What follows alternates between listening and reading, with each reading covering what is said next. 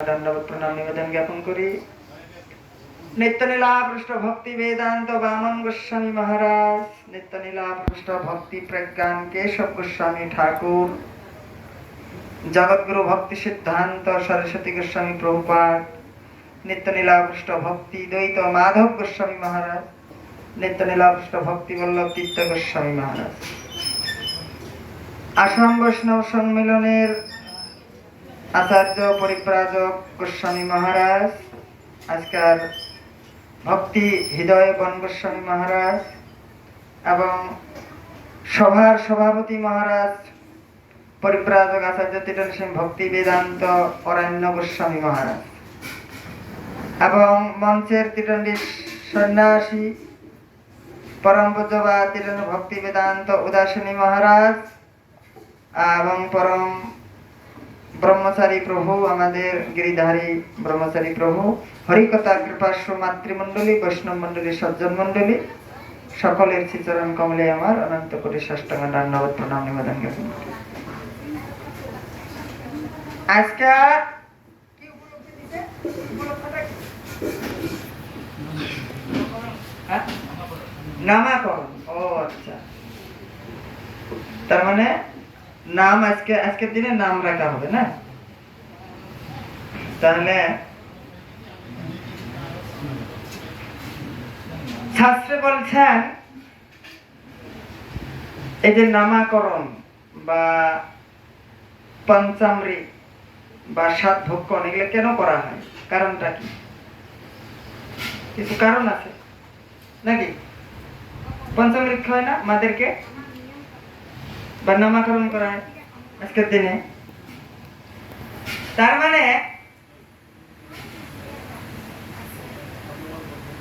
আমরা জননী জঠরে যখন ছিলাম তখন আমরা কোন কুলে থেকে এসেছি বা ওটা আমরা জানা নাই। এই জন্য যখন আমরা জন্ম গ্রহণ করা হয় তখন ওই যে গরুর থেকে 5টা বস্তু যেটা আসে পঞ্চামৃত কয় ওটা খাওয়ায় বা নামকরণ করায় ভগবানের নাম দিয়া বৈষ্ণবগণ দিয়া। আর সাধুগুরু বৈষ্ণব মহাপ্রসাদ এই দুটা বস্তু বলছে দুর্লভ। হরিগুরু বৈষ্ণব তিনি স্মরণ, তিনির কৃপা হলে হয় বিঘ্ন বিনাশ। তাহলে এই দুর্লভ মনুষ্য জন্ম বলছেন, কিন্তু সাধু সঙ্গে যদি আমরা ভগবানের নাম এবং যদি মহাপ্রসাদ শ্রবণ করে এই জীবনযাত্রা করতে পারি তাহলে আমাদের এই মনুষ্য জন্মটা সার্থক হবে। এই জন্য বলছেন দুর্লভ মনুষ্য জন্ম। দুর্লভ মনুষ্য জন্ম লোভিয়া সংসারে কৃষ্ণ না ভজিয়া দুঃখ কহিব কাহারে। এই জন্য বলছে একবারে নিলে নাম যত পাপ হরে, জীবের কি সাধ্য আছে এত পাপ করে। বলছেন সাধু সঙ্গে যদি আমরা ভগবানের নাম করি এবং গুরু বৈষ্ণবের সেবা করি তাহলে আমাদের মনুষ্য জন্ম অবশ্যই সার্থক হবে। নিতাই গৌর প্রেমানন্দে হরে হরে। এই জন্য ভগবানের নাম এবং ভগবানের সেবাটা বলছে দুর্লভ। এই জন্য গীতায় বলছে মনুষ্যনং সহস্রাংশু যতিতি সিদ্ধি যত্তমাপি সিদ্ধিনাং কচ্চিৎ মানব ব্যক্তি তত্ত্বগ্রহণ। এই 84 লক্ষ জনী ভ্রমণ করার পরে এই মনুষ্য জন্ম হয়, কিন্তু এই মনুষ্য জন্মটা যদি আমরা গুরু বৈষ্ণব ভগবানের সেবায় সেবিত হয়ে যদি আমরা জীবনযাত্রা করতে পারি তাহলে কি বলছে মেরা মন পঞ্চিয়ে বৃন্দাবন যাওই বজে কি লতা পাতা রাধে রাধে গাওই। বলে কৃষ্ণ নাম মধুময় হয় রাধা গুণের প্রেমে, তবে রাধা রাধা বলে সবাই মধুর বৃন্দাবনে। এজন্য রাধা শক্তি এই যে বৃন্দাবনে দেখবেন রাধে রাধে বলে কেন? রাধা নামটা বলে কৃষ্ণ নামের চেয়ে রাধা নামের ফলটা বেশি। কেন বলছেন? বলছে রাধা ভজনে যার মতি নেহি ভেলা, কৃষ্ণ ভজনে তার কারণে গেলা। যেমন আমাদের ভজনের কতগুলি স্টার্টিং আছে, আছে না? আমাদের সদ্গুরু শরণাপন্ন হইতে হয়, তারপরে দীক্ষা মন্ত্র দেয়। হ্যাঁ, দীক্ষা মন্ত্র দিলে কি হয়? দিব্য জ্ঞান হয়। সেদিন হাতে আমাদের মানে পূর্বজন্ম আবার সৃষ্টি হলো। হ্যাঁ, তাহলে কি বলছে? এই সদ্গুরু, শাস্ত্র বলছেন সদ্গুরু যখন আমি দীক্ষা মন্ত্র গ্রহণ করলাম, তখন আমার সব কিছু তিনি গুরুদেব হরণ করে নিলেন। মাছ মাংস পেঁয়াজ রসুন খায় না মানুষ? হ্যাঁ, ও কতগুলো জাগতিক মানুষ বলে সাধু হয়েছে, আগে মাছ টাছ খাইছে, এখন বড় সাধু হয়ে গেছে। আর জীবনটা বদলাইছো নাকি? তুমি ডাক্তার বদলাইছ? বলে হ্যাঁ বদলাইছি। কেন? বলছে একবারে নিলে নাম যত পাপ ভরে, জীবের কি সাধ্য আছে এত পাপ করে। যখন আমরা সদ্গুরু দীক্ষা নিছি না, গুরুদেব সমস্ত পাপ হরণ করে নিছেন। কিন্তু কোন গুরুর মধ্যে এটা করে না,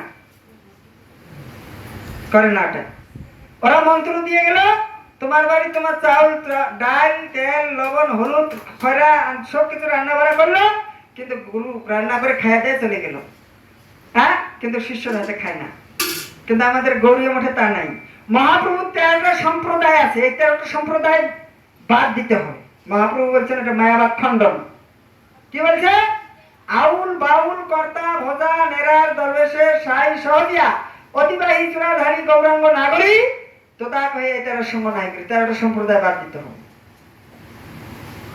তাহলে এখন 13টা সম্প্রদায় মহাপ্রভু বাদ দিছে, কিন্তু আমাদের গৌরীয় মঠের মধ্যে দেখবেন এই 13টা সম্প্রদায়ের লোক কিন্তু ওদের হাতে খায় না।